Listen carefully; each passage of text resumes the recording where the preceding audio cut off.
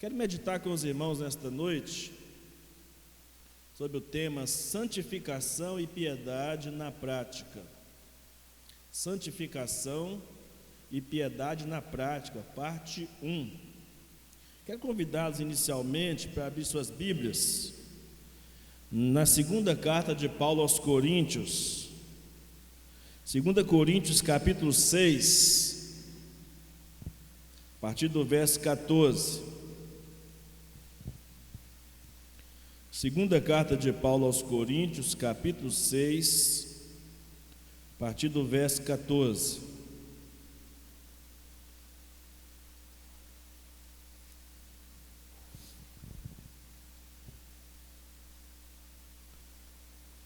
Segunda carta de Paulo aos Coríntios, capítulo 6, a partir do verso 14. Diz assim a palavra do nosso Deus: não se ponham em um jugo desigual com os descrentes, pois que sociedade pode haver entre a justiça e a iniquidade? Ou que comunhão existe entre a luz e as trevas? Que harmonia pode haver entre Cristo e o maligno?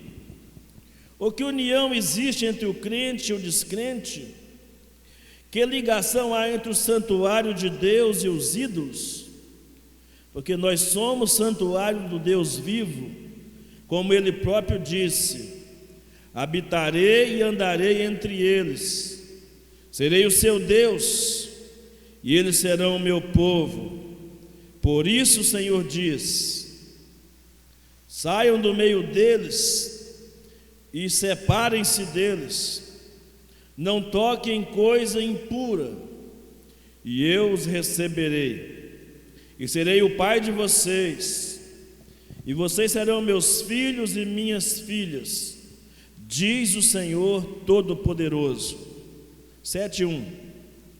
Portanto, meus amados, tendo tais promessas, purifiquemo-nos de toda impureza, tanto da carne como do espírito, aperfeiçoando a nossa santidade no temor de Deus. Amém. Quero convidá-los ainda para abrir suas Bíblias na primeira carta de Pedro, primeira carta do apóstolo Pedro, capítulo 1.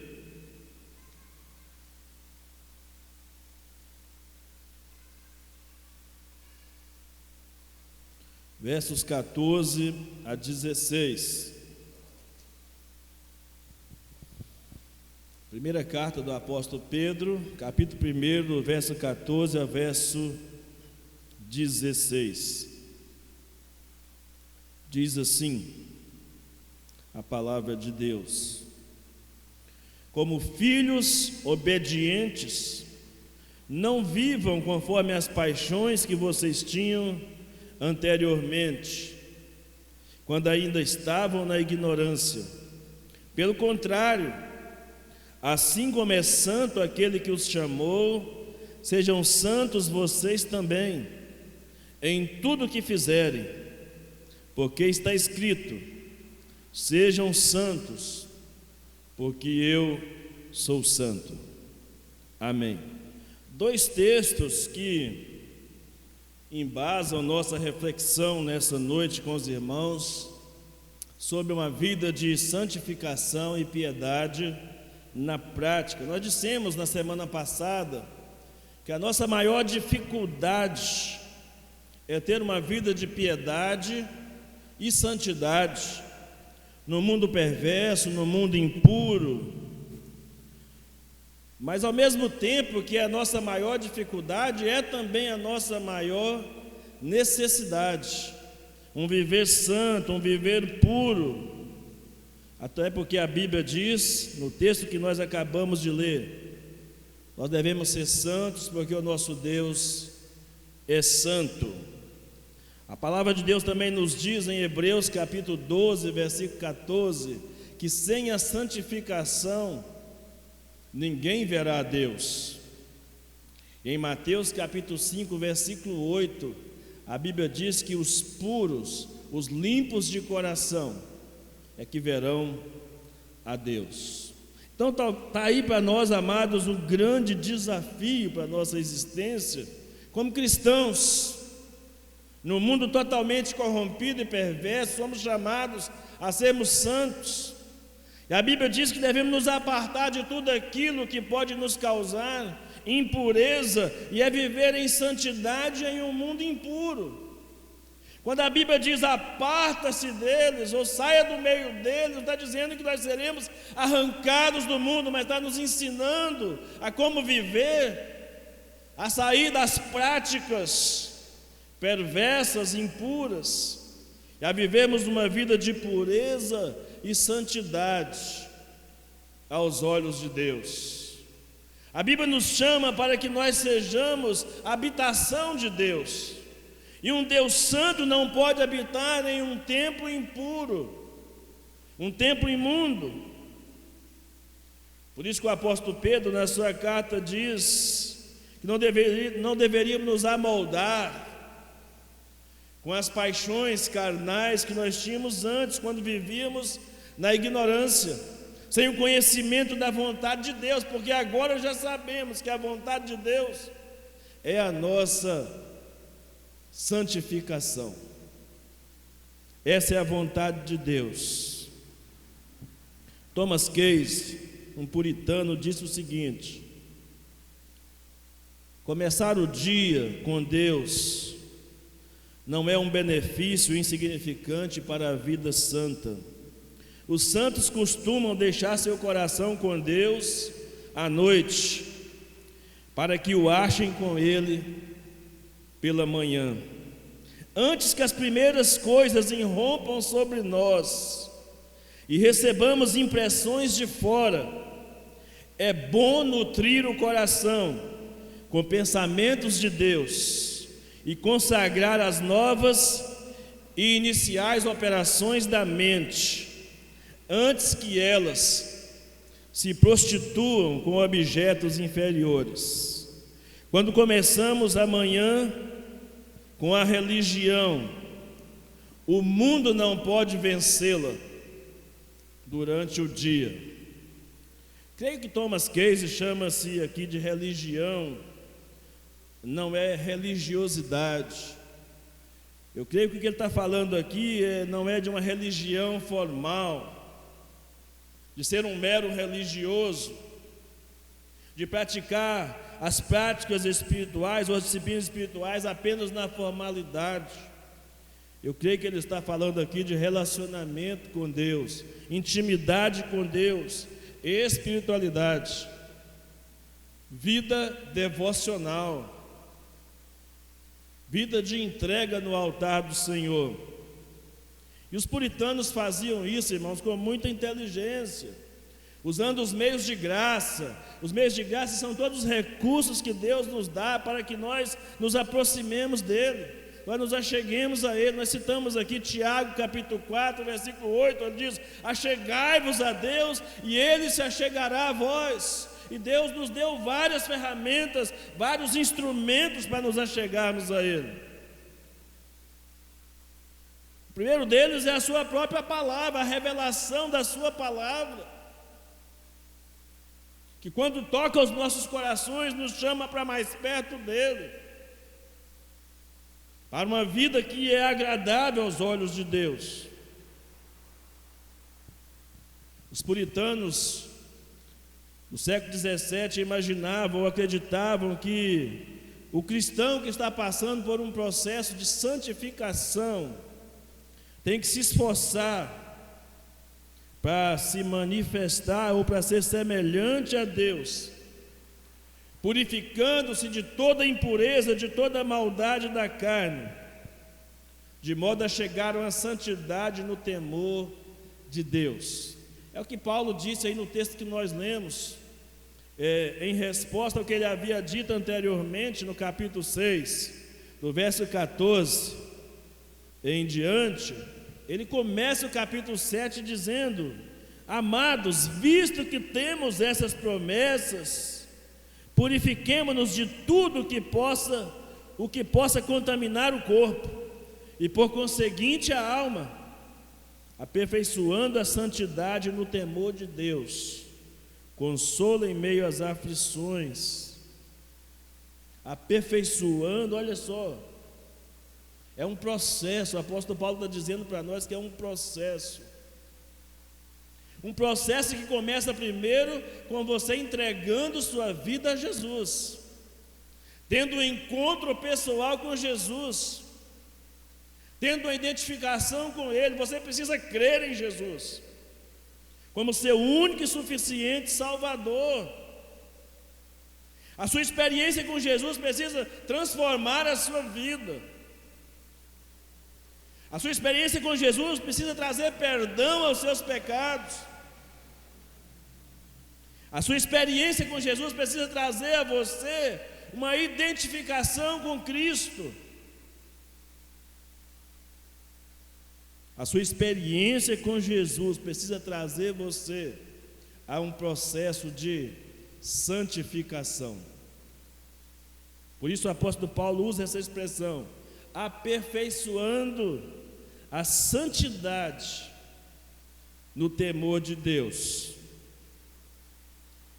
Porque somente Deus, somente no temor de Deus, ou somente quando o temor de Deus toma conta do nosso coração, é que nós passamos então a valorizar uma vida de santidade, que começa com a minha entrega, com a sua entrega da vida no altar de Deus. Reconhecer que o que Cristo fez na cruz, por mim e por você, é suficiente para a nossa salvação. Somos desafiados todos os dias a viver em santidade. Isso significava várias coisas, irmãos, para os puritanos do século XVII, em sua vida diária. E aqui o que queremos compartilhar com os irmãos não é simplesmente que vivamos um puritanismo do século XVII. Não, é o que a Bíblia diz, ou quais são os princípios bíblicos para a nossa vida cristã, o que norteia a nossa vida, a nossa caminhada cristã, até o nosso encontro triunfal com Ele. Esse período entre o encontro com Jesus aqui, com a salvação, e um dia o encontro com Ele na glorificação, no meio dessa caminhada entre salvação e glorificação, existe um processo de transformação da vida, chamado santificação. E aqui, olhando para o que a Bíblia diz, nós percebemos, irmãos, que há, entre tantos meios de graça, entre tantas coisas necessárias para uma vida de santidade e piedade, que eram os princípios bíblicos adotados pelos puritanos, nós destacamos pelo menos 3 coisas necessárias. A primeira coisa necessária para uma vida de santidade é buscar a nossa identidade, a nossa semelhança com a Trindade, com o Pai, com o Filho e com o Espírito Santo. Com o Pai nós somos chamados a imitar o caráter do Pai, e a Bíblia declara que o caráter do Pai é santo, e por isso então nós somos chamados à santidade. Para nos relacionarmos, para nos assemelharmos a Ele, precisamos de santidade, e nós temos já recebido dele uma santidade posicional. Quando somos justificados com Cristo, também somos santificados com Ele. Por isso não combina de que salvos, justificados por Cristo, vivam uma vida que não seja uma vida de santidade, uma vida agradável a Deus. E o que Pedro cita no verso 16 de 1 Pedro 1 é exatamente o que a Bíblia já disse desde o passado para o seu povo. Levítico 11, verso 44: sede santo, porque eu sou santo. Então a santidade, irmãos, a santidade de Deus deve ser a nossa primeira motivação para viver uma vida, para mergulharmos nesse viver santo. É a santidade de Deus que deve ser a nossa motivação, a nossa inspiração, o que deve fazer brotar na nossa alma o desejo de viver em pureza, em santidade. É saber que nós servimos, nós fomos salvos, nós fomos resgatados por um Deus santo, e que não podemos nos aproximar dele a não ser pela santidade que ele nos deu em Cristo Jesus. Somente assim podemos chegar, porque de outra forma ou de outro jeito seríamos consumidos pela presença da glória do Senhor. Mas em Cristo nós podemos nos achegar a Ele. E esse é o nosso desafio, a nossa motivação. Temos que procurar imitar o caráter do nosso Pai Celestial. Temos que procurar ser semelhantes a esse Pai, em retidão, em integridade. Esse é o maior desafio para nós. E isso fazemos quando nos esforçamos. Lembra da expressão que Paulo usou no texto que nós usamos na semana passada? Exercita-te, esforça-te. Exercita-te na piedade, haja um esforço da sua parte, de ter um pensamento com Ele, de viver e agir com Ele, ou como Ele quer que eu e você façamos. Um comentarista, Stephen Charnock, escreveu: não gloriamos ou não glorificamos a Deus tanto por nossas admirações elevadas, expressões eloquentes, ou cultos pomposos, como por aspirarmos ter comunhão com Ele, com espíritos imaculados, ou seja, puros, e por vivermos para Ele, agindo como Ele. Ou seja, em outras palavras, o que ele diz é que nós glorificamos mais a Deus, exaltamos mais a santidade de Deus com a nossa prática diária do que com a verbalização da nossa voz, da nossa adoração, com nossos cânticos. Cantar é bom demais. Como diz o mineiro, né? Cantar é bom demais, mas não é a principal. De nada vale o nosso canto se a nossa prática diária não revelar a nossa intimidade com Ele. Basicamente, o que esse comentarista está dizendo, ou reforçando, é aquilo que temos dito constantemente aos irmãos. 1 Coríntios 10, 31. Quer comais, quer bebais ou façais qualquer outra coisa, fazei tudo para a glória de Deus.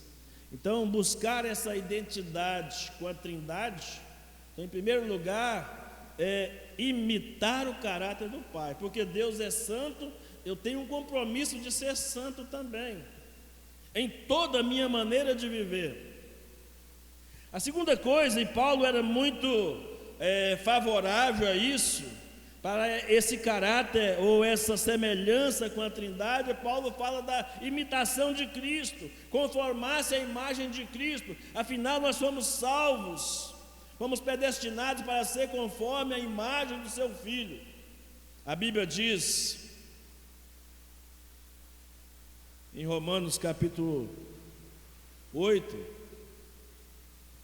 versículo 30, nós somos chamados, 29 e 30, né? Nós somos chamados para isso, para andarmos em conformidade à semelhança de Cristo. Escrevendo aos Filipenses, no capítulo 2, versículo 5, ou de 5 a 8, o apóstolo Paulo nos alertou, dizendo: ó, tende em vós o mesmo sentimento que houve em Cristo Jesus, a si mesmo se esvaziou, assumindo forma de servo, e tornando-se obediente até a morte, e morte de cruz. Diz a palavra de Deus. Cristo era a essência da humildade. Ele se mostrou disposto a desistir dos seus direitos a fim de obedecer a Deus e servir aos pecadores. Em outras palavras, o que Paulo está dizendo é: se você quer ser santo, seja como Cristo em humildade. Se você quer ser santo, abra mão dos seus direitos para cumprir os seus deveres em Cristo.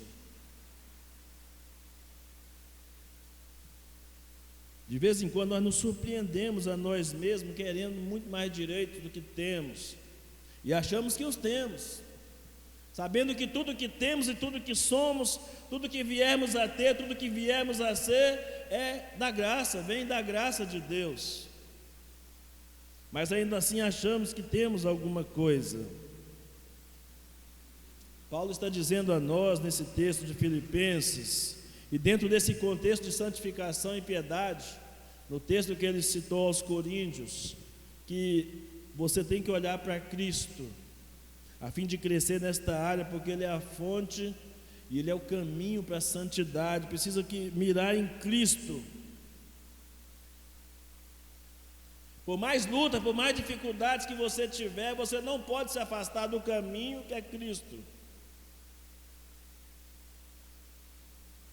Não podemos nos afastar do caminho que é Cristo.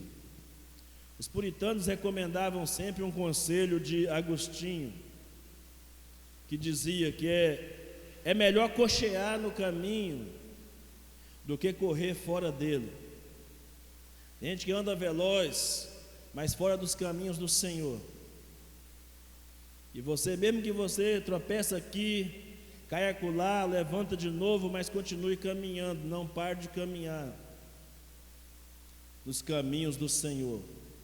Não desista de caminhar com Ele, continue buscando a Deus, mesmo com as suas fraquezas, mesmo com as suas limitações. Não desista de caminhar com Jesus, porque não há outro caminho para a santidade, não há outro caminho para a nossa identificação com Deus, senão caminhar com Cristo.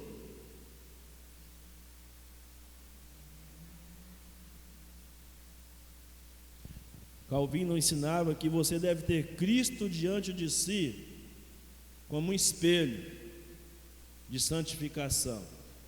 De vez em quando a gente pensa, a gente cai naquela ilusão, certamente coisa do inimigo, de fazer a gente fazer comparações com pessoas piores do que a gente, ou que a gente imagina piores do que a gente. Mas o chamado de Deus constante para nós é viver uma vida cada vez mais apurada, à luz do nosso espelho, do nosso exemplo, que é Jesus. Jesus é o nosso modelo. Nós temos a tendência às vezes de achar que nós não somos tão ruins assim, mas comparados a quem? Qual é a nossa medida, qual é o nosso padrão de achar que nós não somos tão ruins assim? Por isso Calvino dizia: olha, tenha Cristo como espelho. Olhe para Cristo e vê se você consegue enxergar você em Cristo ou Cristo em você. E o apóstolo Paulo já havia dito que Cristo em nós é a esperança da glória. Cristo em nós. Então você tem crescimento, irmãos, ilimitado em santidade em Jesus, porque Jesus é a fonte inesgotável da santidade e inesgotável da salvação também. Então é para Ele que deve ser deve mirar os nossos olhos. É nele que deve estar o nosso foco, em Jesus, olhando para Jesus, diz o escritor sagrado em Hebreus 12, olhando para Jesus, o autor e consumador da nossa fé.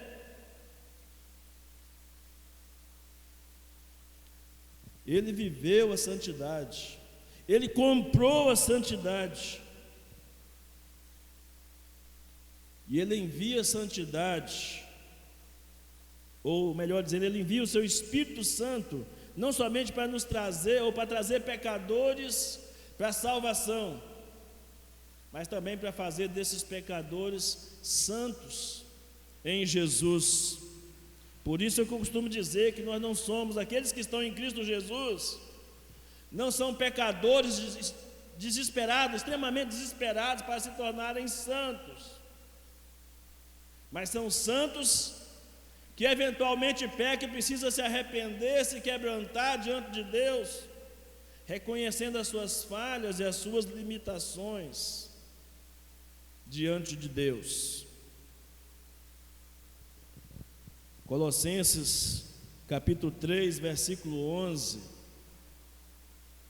foi o nosso tema do ano passado, né? Nossa suficiência em Cristo. Cristo é tudo em todos. E comentando esse texto, Martim Lutero disse o seguinte: nós em Cristo equivale à nossa justificação, Cristo em nós é a nossa santificação. Olha que interessante, nós em Cristo é salvação, Cristo em nós é santificação. Que coisa extraordinária, irmãos.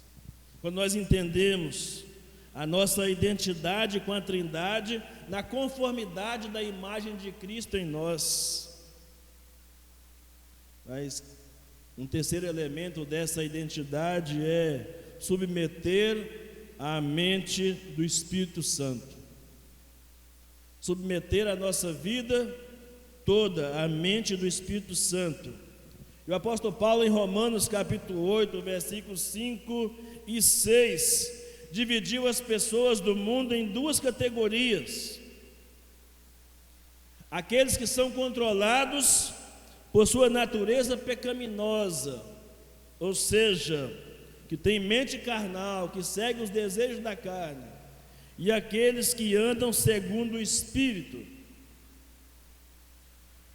Interessante que na linguagem, a Bíblia na versão corrigida, revista e corrigida, Romanos capítulo 8, versículo 1, faz exatamente uma comparação assim: portanto, nenhuma condenação há para os que estão em Cristo Jesus, que não andam segundo a carne, mas andam segundo o Espírito. É só na versão revista e corrigida, né, ou na corrigida fiel, que nós encontramos esse complemento. Na revista atualizada não tem, até porque imagina-se que está subtendido, né, que se alguém está em Cristo já vai andar segundo o Espírito e não segundo a carne. Então o Espírito Santo é nos enviado para colocar a nossa mente cativa, em submissão, em obediência à vontade de Deus. Ele nos torna santo. E quanto mais santo nos tornamos, mais somos dispostos a nos render à vontade de Deus, a nos render como servos ao controle de Cristo em nossas vidas. Temos que suplicar graça, irmãos. Temos que suplicar graça para sermos servos dispostos, mais plena e conscientemente todos os dias. Se não fosse a graça de Deus. Precisamos suplicar isso. Agora, como que o Espírito Santo pode operar isso em nós? Para nos tornarmos nessa semelhança e nessa identidade com a Trindade. Como que o Espírito Santo pode operar isso em nós? Colocando submissão à sua mente, Em primeiro lugar, ele nos mostra a nossa carência de santidade, por meio de uma profunda convicção de pecados. A Bíblia diz em João capítulo 16, versículo 8, que o Espírito Santo é quem nos convence de pecado, da justiça e do juízo. A primeira ação do Espírito Santo, então, na vida daquele que vai se submeter a ele, é uma ação de convencimento, nos convencer de pecado, da nossa extrema necessidade de santidade por causa da nossa pecaminosidade. O Espírito Santo também implanta em nós o desejo de santidade. Sua obra salvadora nunca leva ao desespero, e sim a santificação em Cristo. Quando nos encontramos com Cristo, somos desafiados a viver em santidade nele e para ele. O Espírito Santo nos dá a semelhança com Cristo em santidade, opera em toda a nossa natureza, moldando-nos segundo a imagem de Cristo. Só o Espírito Santo de Deus pode fazer isso, mais ninguém. É Ele que nos dá força para vivermos essa santificação. Ele que nos habilita e nos influencia a nossa alma para viver uma vida de santidade, agradável ao nosso Deus. Se vivemos no Espírito, diz o apóstolo Paulo em Gálatas 5:26, se vivemos no Espírito, não faremos a vontade da carne ou da nossa natureza pecaminosa. Gálatas 5:26. Antes viveremos em obediência à vontade de Deus. Por fim, o Espírito Santo nos dará alimento na palavra, ou através da palavra e no exercício da oração.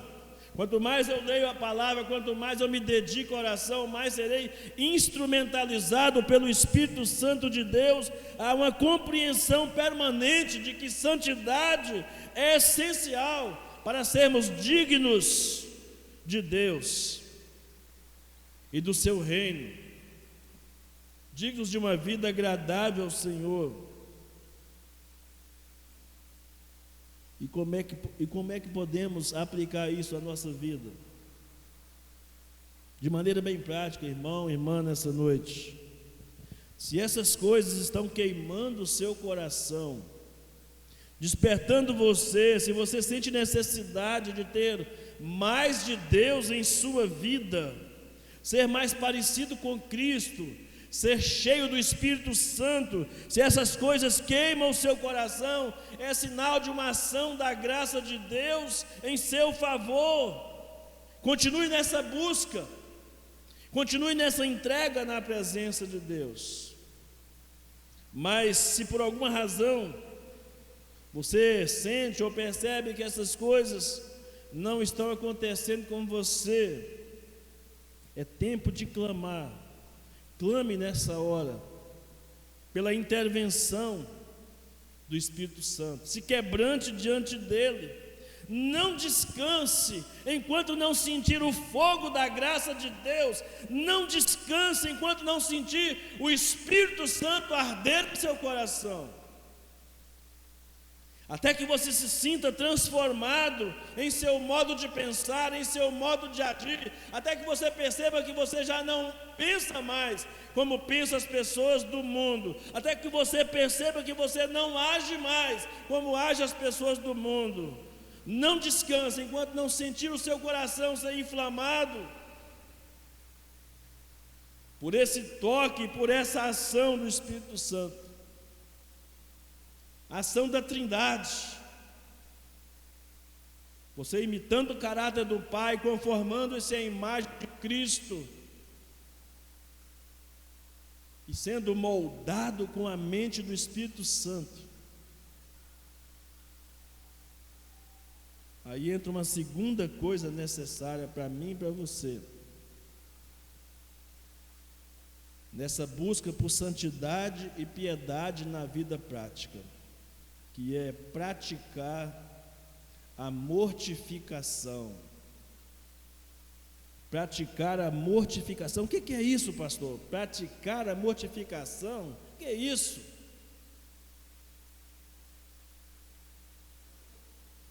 Mortificação envolve matar toda forma de pecado, irmãos. Tudo que há em nós que está nos afastando. Os puritanos usavam a palavra mortificação para descrever a disciplina que deve existir na vida do crente entre vigiar e orar contra os hábitos pecaminosos. Quando nós não estamos vigiando e orando contra os hábitos pecaminosos, nós não estamos mortificando a nossa carne, não estamos mortificando o nosso ser, nós estamos mortificando o pecado, combatendo contra ele. Então, mortificação é vigiar e orar contra os hábitos pecaminosos, de tal forma que quando eles surgir, quando surgir um impulso mal dentro de nós, você possa reconhecer imediatamente que aquilo não vem de Deus, que aquilo não traz glória para Deus, e você pede a Deus forças para recusar aquele convite, para recusar aquela tentação, para recusar aquele impulso. Pede a Ele que anule a força daquele impulso em você. Se você quer viver na prática a vida de santidade, de piedade, precisa lutar contra os hábitos pecaminosos, que às vezes nós achamos que são normais, que às vezes nós achamos que são comuns, ou então que todo mundo faz. Mortificar então é guerrear contra os impulsos do seu coração. Mortificar é ter impulsos controlados pelo Espírito Santo. Os impulsos sempre existirão, irmãos.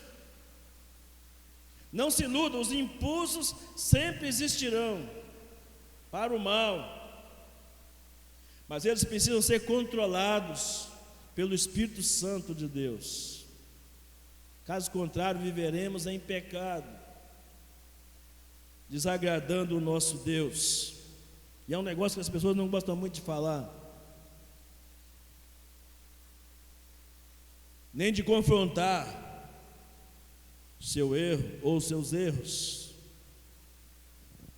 John Owen, um puritano, retratou que esse processo de apelar ao Espírito Santo como algo semelhante à mulher enferma de hemorragia, como algo semelhante que aquela mulher fez quando tocou a veste de Jesus. Aquele relato que está em Lucas capítulo 8, de 43 a 48. Ela sabia que se ela pudesse pelo menos tocar em Jesus, tocar nas vestes de Jesus, ela seria curada. E ela buscou, como um ato de desespero, buscou ardentemente esse encontro, esse toque pela cura e pela libertação. E de modo semelhante, Owen disse que deveria ser o nosso desespero, o nosso ato de busca desesperada por uma ação sobrenatural do Espírito Santo sobre as nossas vontades, sobre as nossas paixões, sobre os nossos desejos, estender a mão da fé e tocar o Senhor, para ganharmos forças, para dizer não ao pecado, e assim darmos um passo em direção a destruir aquele mau hábito que tenta dominar o nosso coração. Em outras palavras, devemos lembrar aos irmãos que um mau hábito, quando ele começa a dominar, entronizar na minha vida, na sua vida, se não combatido firmemente por nós, se torna um vício. E tornando-se um vício, nos tornamos escravos desse mau hábito. Isso é um mau hábito, é algo pecaminoso, é algo que não agrada a Deus, é algo que interfere no nosso relacionamento com Deus, e cada vez vai aumentando o grau de dificuldade para nós vencermos esse mau hábito, que se tornou um vício. Thomas Boston, outro puritano, comparou o crente a um homem cujas paixões naturais estão sendo mortas. Ele disse: suas paixões estão na cruz, cravadas, traspassadas, para não descerem dali, enquanto não houverem dado seu último suspiro. Baseado em Gálatas 5:24. E ele continua dizendo: como um homem moribundo que está prestes a deixar os amigos, ele está partindo com as suas velhas concupiscências, declarando a morte do seu eu.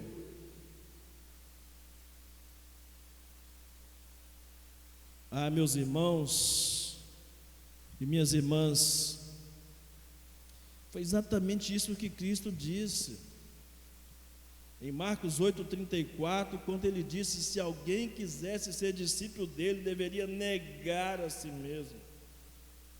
E negar a si mesmo é exatamente decretar a mortificação do seu eu. E decretar a mortificação do seu eu é decretar a morte das suas vontades, dos seus desejos, das suas paixões carnais, a mortificação do pecado. Se queremos viver santidade na prática, temos que declarar guerra contra o pecado. Não é somente não pecar, é odiar o pecado.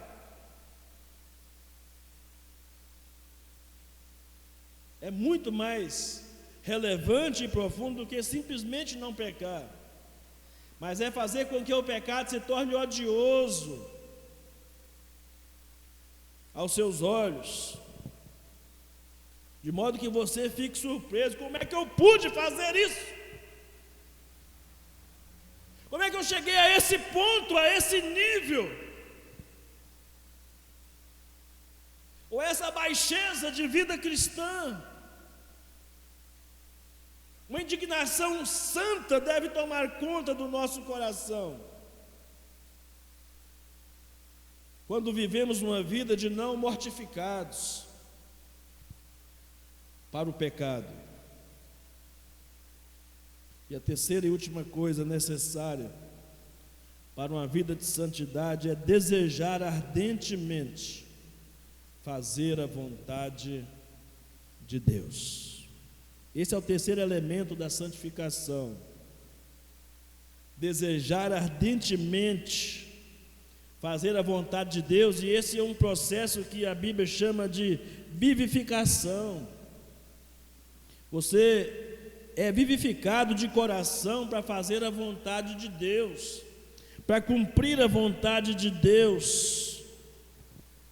Isso envolve um esforço, uma busca por praticar os bons hábitos de obediência do Decálogo, os 10 mandamentos, de obediência ao Sermão do Monte e seus princípios éticos e morais, e as sessões práticas e éticas das epístolas pastorais e paulinas.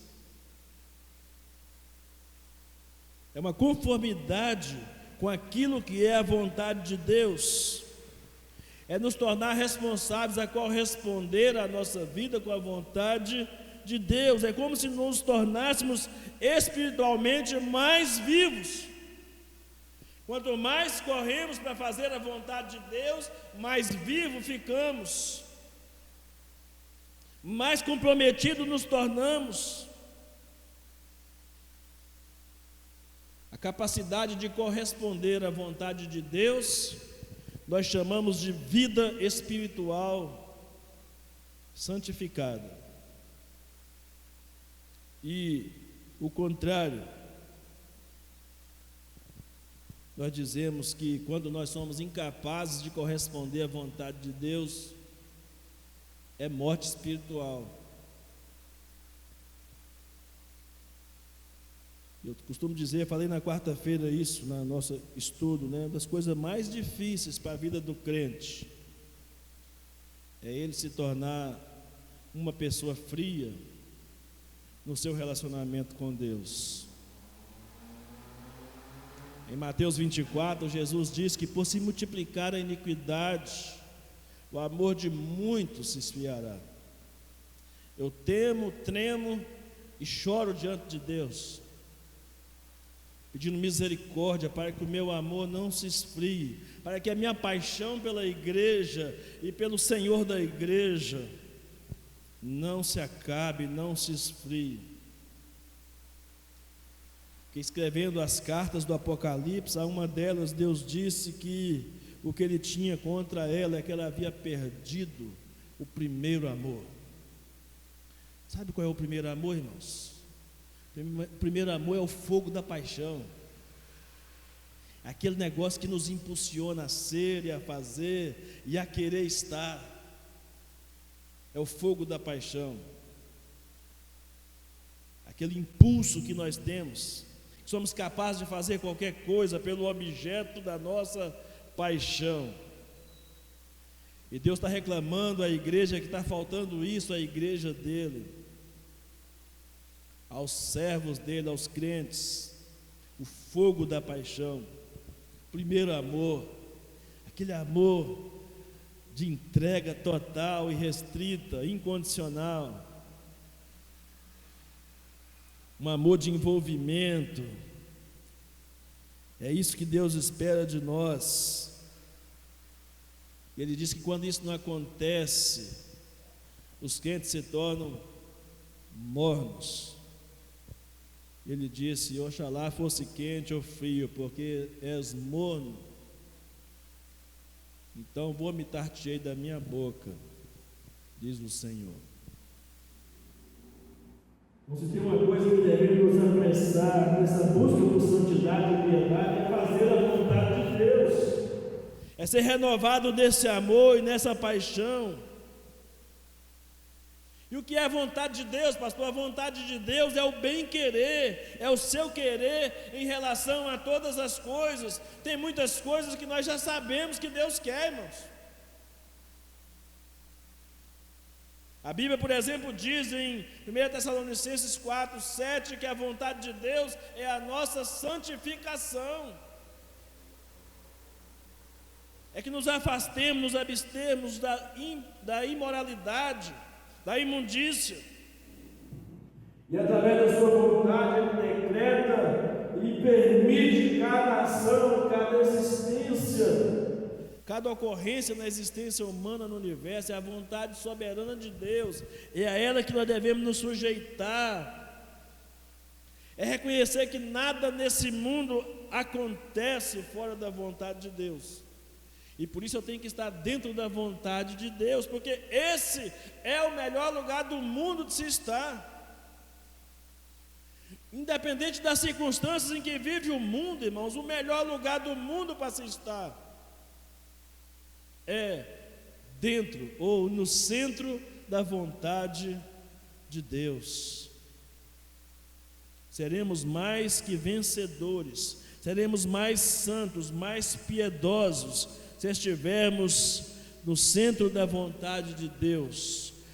Isso significa permitir que o senhorio de Deus ou de Cristo esteja sobre nós. Significa que seremos mais obedientes a Ele, ouviremos mais a sua voz,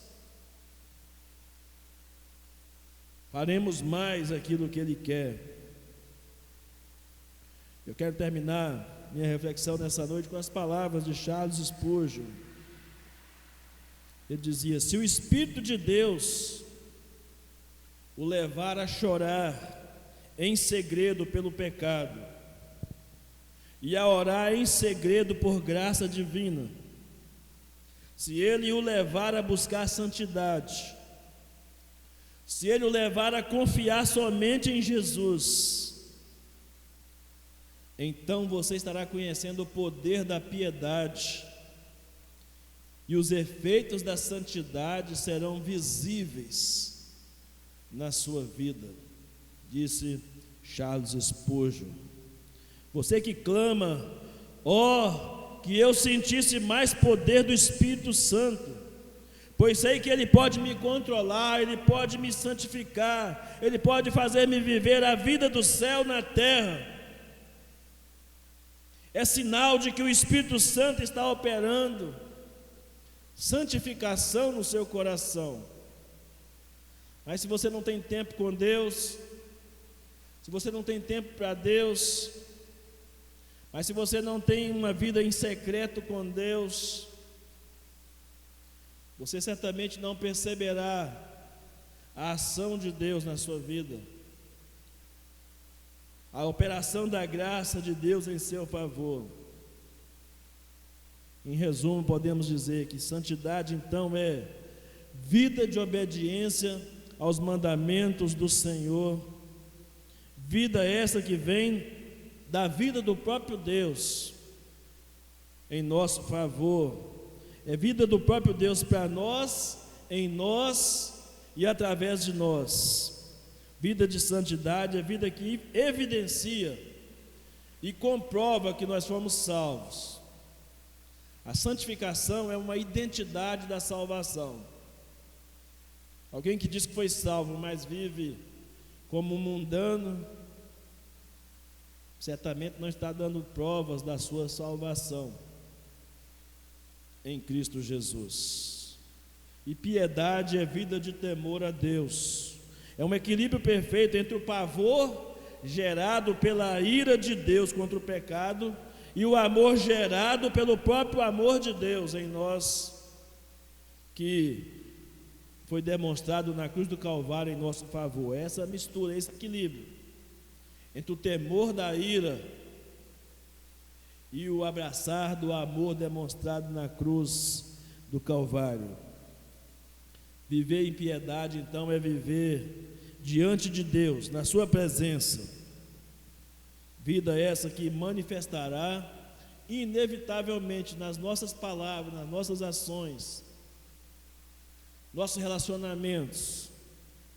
São a prova de fogo para evidenciar ou não uma vida de santidade e piedade. É o nosso jeito de ser, é o nosso jeito de estar no mundo, é o nosso estilo de vida, que começa quando você tem um encontro pessoal com o Senhor Jesus.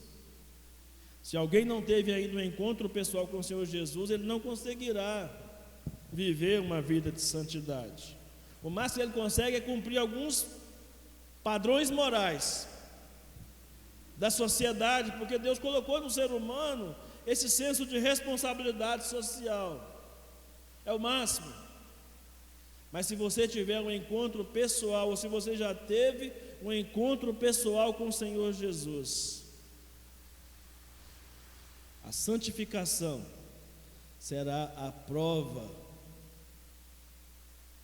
cabal desse encontro com Cristo. Primeiro você encontra com Jesus, Cristo em você, aliás, você em Cristo, e a santificação é Cristo em você, esperança da glória. Amém?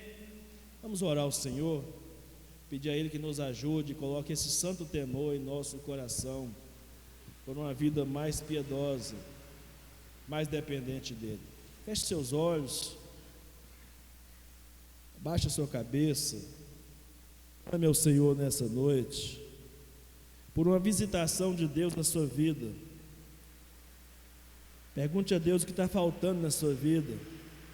Talvez você já até saiba a resposta, mas peça a Ele para te convencer pelo Espírito Santo a mudar o padrão, o estilo de vida que você tem vivido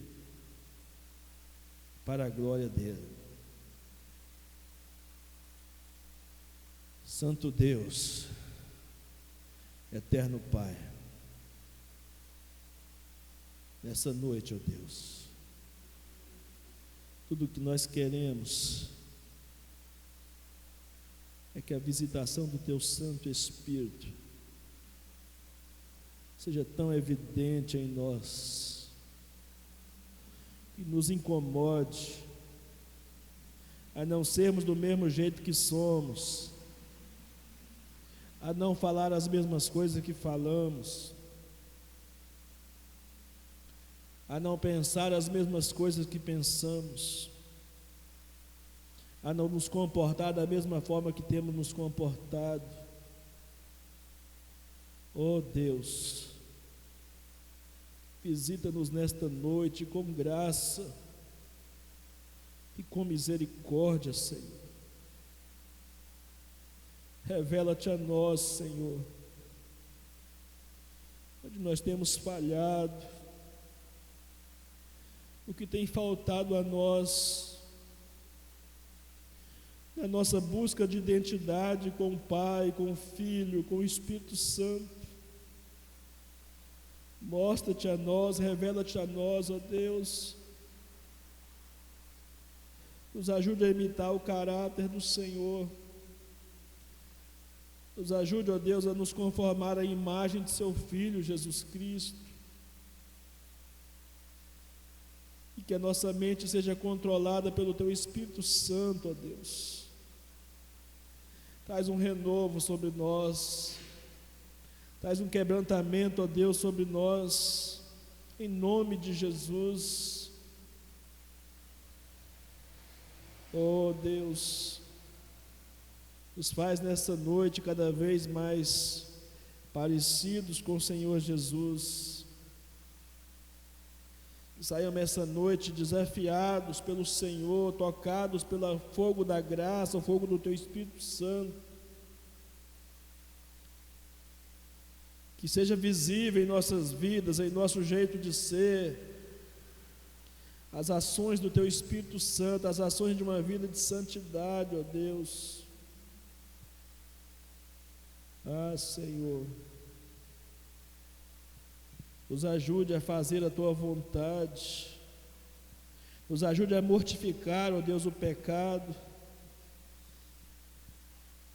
que tão de perto nos rodeia.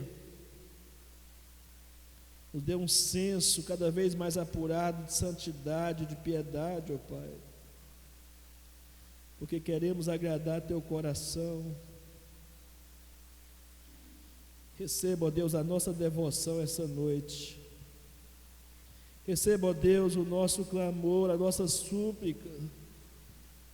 Nos incomode com Teu Espírito Santo, não nos deixe ser o mesmo o tempo todo, ó Pai, mas nos transforme, nos faça crescer em graça, em sabedoria e no conhecimento de Cristo Jesus.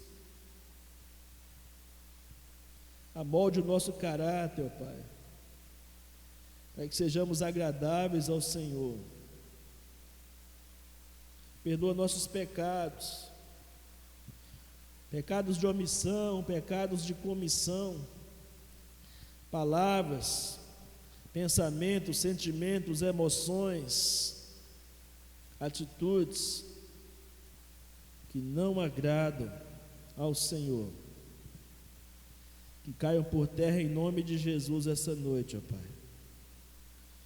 E saiamos essa noite mais comprometidos com uma vida de santidade e piedade diante do Senhor, diante do mundo que nós vivemos, em nome de Jesus. Amém e amém.